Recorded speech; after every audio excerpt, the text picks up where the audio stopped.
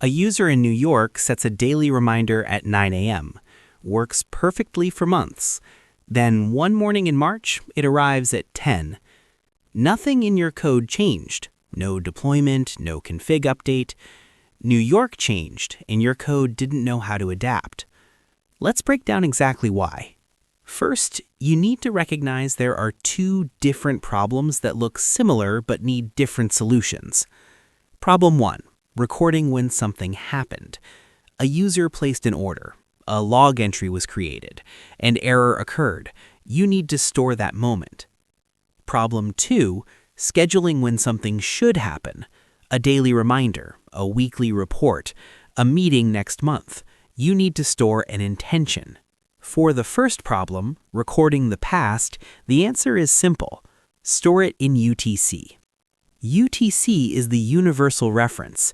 It's the time at 0 degrees longitude, and it never changes for daylight saving. When you store a moment as UTC, it's unambiguous. Anyone, anywhere can convert it to their local time. This is store UTC, display local. For recording past events, it's the right approach. But the reminder problem is different. The user doesn't want 2 p.m. UTC.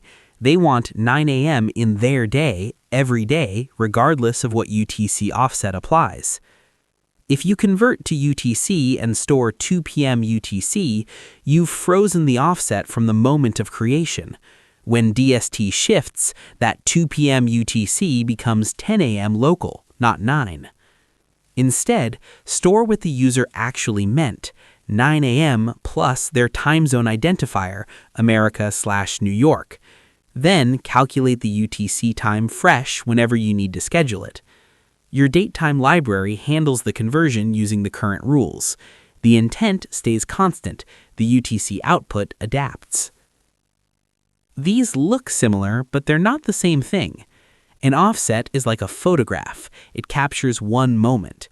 UTC -5 tells you the relationship to UTC at one specific instant, nothing more. A time zone is like a flipbook. It's a set of rules that change over time.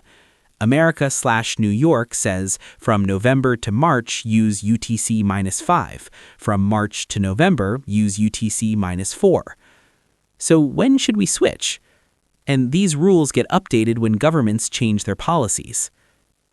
These rules live in the IANA time zone database, the standard used by virtually every operating system and programming language. When you use identifiers like America/New York or Europe/London, your code can look up the current rules automatically. This is why you store time zone identifiers, not offsets. The identifier carries all the logic. An offset is just one frozen fact. Daylight saving creates two edge cases that cause problems. March 10th, 2024 in New York. A user schedules an event for 2:30 a.m. At 2 a.m., clocks spring forward to 3 a.m. The entire 2 a.m. hour is skipped. 2:30 never exists that day. If your application accepts this input, you need to handle it. Some datetime libraries throw an error. Some silently push it to 3:30. Check what yours does and decide if you should warn the user. November 3rd. Same user schedules something for 1:30 a.m. At 2 a.m., clocks fall back to 1 a.m.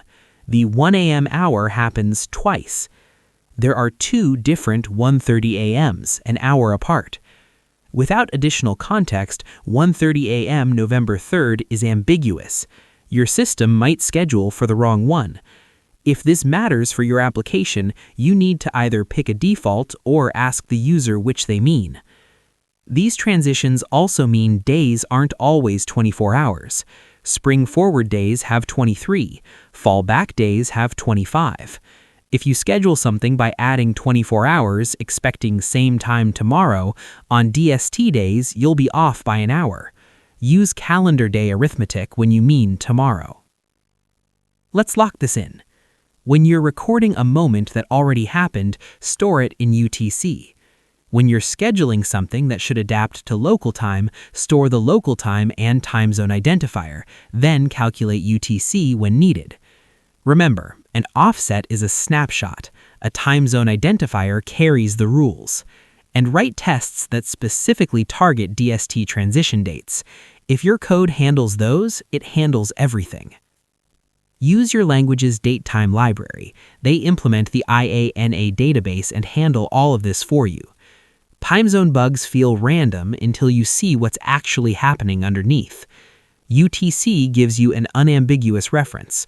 Timezone identifiers give you adaptable rules, and knowing about DST edges lets you plan for them instead of being surprised. Once you have this model, these bugs go from mysterious to obvious.